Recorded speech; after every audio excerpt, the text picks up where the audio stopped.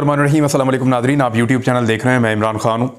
सबसे पहले तो मैं दूसरी जानिब निगरान हुकूमत जो है वो इतनी ज़्यादा गैर जानिबदार है कि उसकी एक गैर जानिबदारी की मिसाल मैं आपको ये देता हूँ कि उन्होंने मीनार पाकिस्तान में पानी छोड़ दिया है। मैंने चंद दिन पहले आपको कहा था कि वो मीनार पाकिस्तान में पानी छोड़ देंगे, लेकिन पाकिस्तान तहरीक इंसाफ के जो लोग आएंगे या हम पाकिस्तानी आएंगे वो कागज़ के तो नहीं बने हुए कि वो आएंगे और आकर गीले होकर फट जाएंगे। ऐसा तो नहीं हो सकता। वो तो गोश्त पोश के इंसान हैं, वो पानी में खड़े होकर भी जलसा सुन सकते हैं। और बारिश के अंदर पाकिस्तान तहरीक इंसाफ के लोगों ने जलसे अटेंड किए हैं। तो जितना मर्जी पानी छोड़ें, जब लोगों ने आना है तो फिर उन्होंने आ ही जाना है।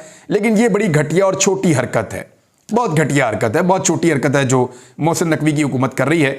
उन्होंने ये जलसा गाह में पानी छोड़ दिया है, उसकी मजम्मत की है पाकिस्तान तहरीक इंसाफ ने, और हाई कोर्ट की इजाज़त के बावजूद इंतज़ामिया ने यह किया है।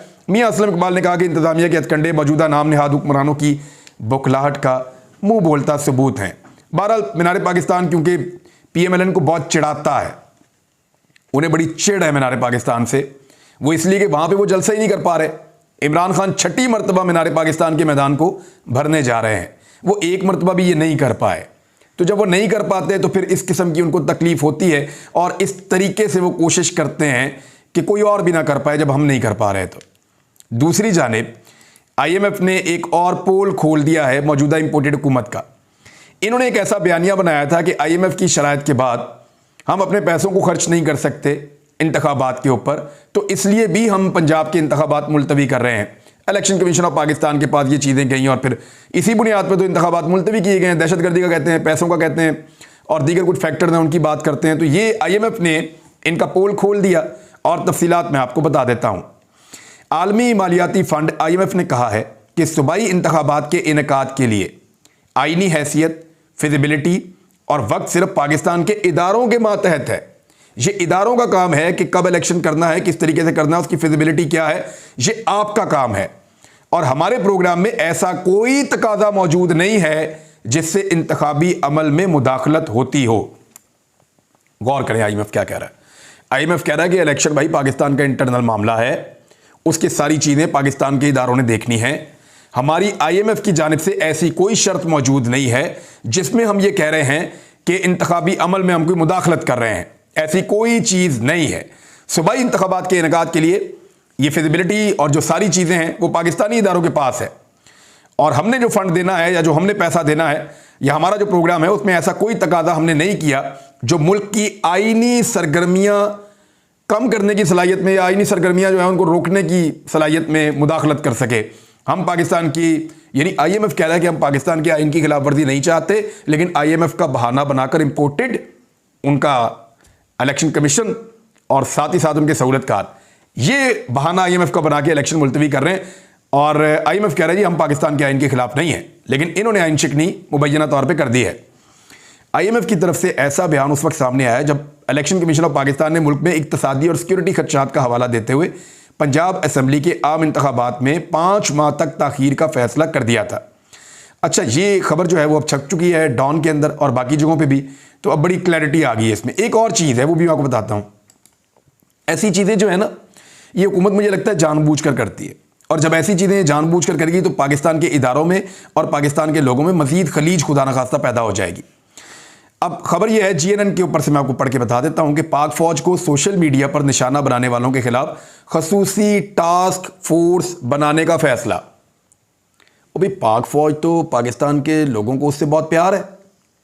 पाकिस्तान के लोग तो पाक फौज को कहते ही कुछ नहीं है, वो तो उनसे बहुत प्यार करते हैं और उनको अपना समझते हैं। ऐसी ज़रूरत क्यों पेश आई कि पाक फौज को बचाने के लिए एक और इदारा बनाया जा रहा है, टास्क फोर्स बनाई जा रही है कि पाकिस्तान की फौज को बचाओ जाके? क्यों भाई? पाकिस्तान की फौज ने पाकिस्तानियों को बचाना है और पाकिस्तानियों ने अपनी फौज से मोहब्बत करनी है। एक्चुअली तो ये रिश्ता होना चाहिए, लेकिन ये जो चीज़ें की जा रही हैं इससे मुझे ऐसा लगता है कि नताइज अजीबोगरीब किस्म के ही निकलेंगे। शायद ये अक्लमंदी नहीं है। यानी कभी आपने सुना है कि कोई खौफ से किसी की इज्जत करे? डर के आप लोगों के दिल में मुकाम तो नहीं पैदा कर सकते। डर के ज़रिए से आप खौफ बिठाकर मोहब्बत तो पैदा नहीं कर सकते। मोहब्बत तो पैदा होती है खलूस के साथ, मोहब्बत पैदा होती है भाईचारे के साथ, मोहब्बत पैदा होती है कुर्बानी के साथ। तो पाकिस्तान की कौम तो कुर्बानी दे रही है। बहरहाल ये इस किस्म की चीज़ें जो हैं मुझे लगता है कि मज़ीद पाकिस्तान के अंदर डिवाइड पैदा करेंगी और ये एक तासुर बनेगा कि शायद ये कानून या टास्क फोर्स ये चीज़ें इसलिए लाई जा रही हैं कि शायद पाकिस्तान की कौम जो है वो पाकिस्तान की फौज के खुदा न खास्ता खिलाफ है। नहीं, ये जनरल बाजवा की पॉलिसीज थी जिसके ऊपर पाकिस्तान की कौम जो है वो तनकीद करती थी, आज भी करती है। अब जनरल बाजवा खुद आहिस्ता आहिस्ता तस्लीम कर रहे हैं जो कुछ उन्होंने इस वतन अजीज के साथ किया है। अब आ रहे आर्टिकल 6 की बात। जब पिछले साल मार्च और अप्रैल के अंदर पाकिस्तान तहरीक इंसाफ के खिलाफ पूरा गेम डाला जा रहा था, आजकल के ही दिन चल रहे थे 1 साल पहले, तो कासिम सूरी की रूलिंग के बाद पूरे पाकिस्तान के मीडिया ने, पाकिस्तान के सियासतदानों ने, सब ने कहा आर्टिकल 6 लगाओ, आर्टिकल 6 लगाओ। इतनी दफ़ा इन्होंने कहा, वो पूरी गर्दान अब मीडिया के ऊपर मौजूद है, लगाओ आर्टिकल 6, लगाओ आर्टिकल 6, और आज उनमें से कोई भी नहीं बोल रहा। मेरे ख्याल में सुप्रीम कोर्ट ऑफ पाकिस्तान इसके ऊपर आर्टिकल 6 लगा सकती है। और इसमें फंसेगा पता कौन? इसमें फंसेगा इलेक्शन कमीशन ऑफ पाकिस्तान। वो फंसेगा क्योंकि उनके पास, वो खुद कह चुके हैं हमारे पास कोई इख्तियार नहीं है इंतखाबात की तारीख देने का, और इस मरतबा उन्होंने खुद ही इंतखाबात की तारीख भी दे दी है। दूसरी जानिब पाकिस्तान तहरीक इंसाफ ने फैसला किया है कि वो खुद चैलेंज करेगी जाकर अदालत के अंदर इलेक्शन कमीशन के इस इलेक्शन को मुलतवी करने के फैसले को। यानी खबर यह है, असद उमर साहब ने और एजाज चौधरी साहब ने मीडिया को यह बताया, और फवाद चौधरी साहब भी साथ थे, उन्होंने ये बताया कि इलेक्शन कमीशन ऑफ पाकिस्तान हुकाम के खिलाफ आइन के आर्टिकल 6 के तहत कार्रवाई की जाए, और यह पहला मौका है जब किसी मौजूदा सिविलियन हुकूमत ने आइन को पामाल करने का इकदाम किया है। उन्होंने कहा, इलेक्शन कमीशन ऑफ पाकिस्तान की जानिब से पंजाब में इंतखाबात मुलतवी करने के फैसले को हम सुप्रीम कोर्ट में चैलेंज करने जा रहे हैं। साथ ही उन्होंने कहा कि सुप्रीम कोर्ट और आवाम के लिए आइन की हिफाजत करना बहुत ज़रूरी है। पूरी आवाम सुप्रीम कोर्ट के पीछे खड़ी है। मैं जजों से अपील करता हूं कि आइन को बचाना अब उनका काम है। यानी जो कार्रवाई डालनी थी वो तो इलेक्शन कमीशन ऑफ पाकिस्तान ने डाल दी है, लेकिन जो आज का दिन है इससे बहुत उम्मीदें वाबस्ता की जा रही हैं। उम्मीद है कि आज सुप्रीम कोर्ट ऑफ पाकिस्तान इस 2 नंबरी को रोकेगी। एक और 2 नंबरी है जो पाकिस्तान की कौम के साथ होने जा रही है, मैं ज़रा उसका थोड़ा सा आपको बताना चाहता हूं ताकि आपको आइडिया हो जाए कि गेम है क्या। मैंने इसके आदाद शुमार निकाले हैं। जिस तरह की सब्सिडी या गरीबों को सस्ता पेट्रोल देने की बात की जा रही है कि मोटरसाइकिल वाले को कुछ लीटर पेट्रोल दिया जाएगा, छोटी गाड़ी वालों को कुछ लीटर पेट्रोल दिया जाएगा, तो उसका जब परसेंटेज निकाला तो वो तकरीबन 5 से 7% के दरमियान बनता है। जो टोटल पेट्रोल पाकिस्तान बेचता है तमाम पेट्रोल पंप्स के ऊपर, हर जगह के ऊपर, उसका 5 से 7% पेट्रोल बनता है जिसके ऊपर कम कीमत ली जाएगी। 5 से 7%, अब 10% लगा लें, चले 10% पेट्रोल के ऊपर 100 रुपए लीटर कम लिया जाएगा।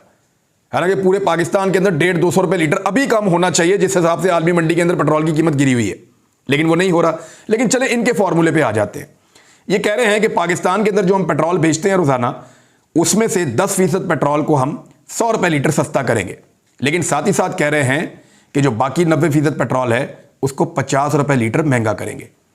अब आप सोचिए कि अगर पाकिस्तान के अंदर रोजाना जो पेट्रोल बिकता है उसकी मिकदार है 1000 लीटर, फर्ज कीजिए 1000 लीटर बिकता है, तो जो 100 लीटर है उसका 10%, उसके ऊपर 100 रुपया कम करने पे जो नुकसान होगा या जो कमी आएगी बजट के अंदर या जो रेवेन्यू के अंदर कमी आएगी वो है जी 10,000 रुपए। और जो बाकी 900 लीटर है उसको जब आप 50 से मल्टीप्लाई करेंगे, जो आप बढ़ा रहे हैं पेट्रोल की कीमत, तो वो बन जाएगी 45,000 रुपए। यानी ये वाला चक्कर देकर भी ये लोगों को लूटने जा रहे हैं, दोबारा पेट्रोल को महंगा करने जा रहे हैं।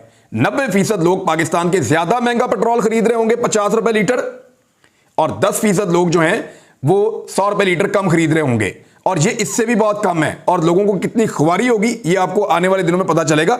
ओवरऑल पेट्रोल सस्ता होना चाहिए, जबकि डीजल के ऊपर जो कीमत बढ़नी है उसका कोई हिसाब किताब नहीं है। जो आम गाड़ियों में डलता है, जो किसान इस्तेमाल करते हैं, जो ट्रैक्टर में डलता है, जो ट्रांसपोर्ट में डलता है, जिन गाड़ियों के अंदर गरीब आदमी ट्रेवल करता है, उसका तो कोई हिसाब किताब है ही नहीं। तो ये एक और गेम डालने के लिए जा रहे हैं। ये चीज़ें मैं आपके सामने इसलिए रखता हूं ताकि हमारी आंखें खुल जाएं, और कैसर बंगाली साहब जैसे जो जीरक लोग हैं, जो नॉर्मली नरम ज़बान इस्तेमाल करते हैं, उनको इस लबो लहजे में बोलते हुए मैंने पहली बार सुना है।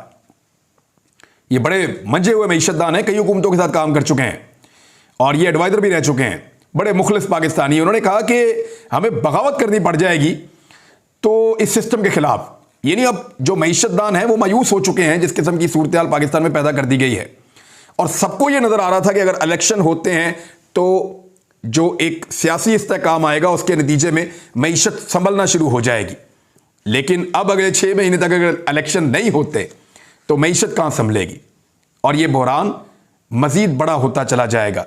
लेकिन जितने भी पाकिस्तान के एस्टेब्लिशमेंट के लोग हैं, ताकतवर हल्के हैं, माफियाज हैं, सियासी लोग हैं, वो सारे इसी चक्कर में कि कुछ हो जाए हमें इमरान खान का सामना ना करना पड़े, क्योंकि इमरान खान का सामना किया तो बहुत सारे सवालों का जवाब देना पड़ेगा।